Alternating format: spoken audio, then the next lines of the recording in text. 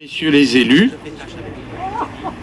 mesdames et messieurs les représentants des forces de sécurité, les représentants d'associations du mouvement syndicaliste du Parti communiste, chères Pertuisiennes, chers Pertuisiens, chers amis, mesdames, messieurs, chers Raymond, nous sommes réunis ce jour pour honorer la mémoire de M. Ambroise Croizat, ministre de la République, en donnant son nom à une rue de la commune de Pertuis. Qui était M. Ambroise Croizat, apprenti métallurgiste. Il suit en même temps des cours du soir et devient ouvrier, ajusteur, outilleur dans la région lyonnaise. Il entre en guerre et il est arrêté dans la nuit du 7 au 8 octobre 1939 comme d'autres députés communistes. Il est déchu de son mandat de député le 20 février 1940 et il est condamné à 5 ans de prison et 4 000 francs d'amende. Après avoir transité par 14 prisons, il finit par être libération. Il est élu membre des deux assemblées constituantes, puis de l'Assemblée nationale. Ambroise Croizat est nommé ministre du Travail du général de Gaulle. C'est à ce titre qu'Ambroise Croizat accomplit une œuvre que je considère comme exceptionnelle et fondamentale qui régit toujours notre vie de tous les jours. Surnommé le ministre des Travailleurs, son nom reste attaché aux grandes lois relatives à la sécurité sociale. En 28 mois, il a compris une œuvre que j'estime gigantesque, dont nos représentants politiques d'aujourd'hui, toutes tendances confondues, devrait prendre un exemple. Je souhaite passer la parole maintenant à M. Thiezo David, qui est le secrétaire départemental de la CGT Vaucluse, et je le remercie.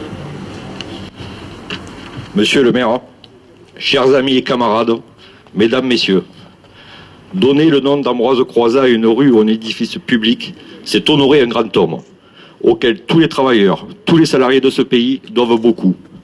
Monsieur le maire vient d'évoquer sa personnalité, son œuvre au service de l'État et sa volonté de doter le monde du travail d'outils de protection sociale aptes à protéger contre tous les aléas de la vie et à garantir à tous des conditions de vie décentes, tant pour le labeur quotidien que pour la vie de famille et celle d'après le travail.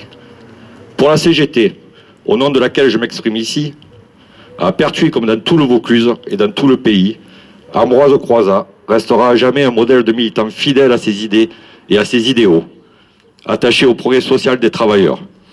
Il a très tôt rejoint la CGT ainsi que le Parti communiste français. Mais c'est surtout au sortir de la guerre, le pays enfin libéré et ayant lui-même retrouvé sa liberté au sortir des geôles d'efforts de la collaboration, qu'il a donné toute sa mesure et a pu accomplir son œuvre. En tant que ministre du Travail et de la Sécurité sociale, de novembre 1945 à mai 1947. C'est à ce poste qu'il dirige la mise en place du système de protection sociale que nous connaissons encore aujourd'hui. L'assurance maladie, le système de retraite par répartition, les allocations familiales et l'amélioration du droit du travail français avec les comités d'entreprise, la médecine du travail, la réglementation des heures supplémentaires, le statut des mineurs. En 28 mois seulement, dans un pays sorti exempt de la guerre, il avait accompli une œuvre considérable. Rien d'étonnant alors, à ce qu'Ambroise Croizat ait mérité d'être appelé le ministre des Travailleurs, et qu'une foule d'1 million de personnes participent à ses obsèques en février 1951. Lors de son dernier discours devant l'Assemblée nationale, en octobre 1950, il déclarait « Jamais nous ne tolérerons que ne soit renié un seul des avantages de la sécurité sociale. Nous défendrons à en mourir et avec la dernière énergie cette loi humaine et de progrès. » Près de 64 ans plus tard, force est de constater que bon nombre de ces avantages acquis pour les travailleurs ont été rognés, mis à mal, et que nous avons encore et toujours à lutter pour les conserver, face à des projets visant à les soumettre aux diktats des forces de l'argent. Aujourd'hui comme demain, la CGT demeure fière d'avoir compté dans ses rangs un homme de la valeur d'Ambroise Croizat, dont il a fallu attendre 2011 pour qu'il entre enfin dans un dictionnaire, le Robert des noms propres. Plus que jamais, c'est de l'exemple de tels militants que nous avons à nous inspirer pour étancher notre soif de justice sociale et de progrès. Que Monsieur le maire soit remercié d'avoir permis cette reconnaissance publique d'un des nôtres qui s'est mis au service de tous et de l'intérêt général, donnant à la France un système de protection sociale efficace, unique au monde, et qu'il serait bon de ne pas sacrifier davantage. Je vous remercie.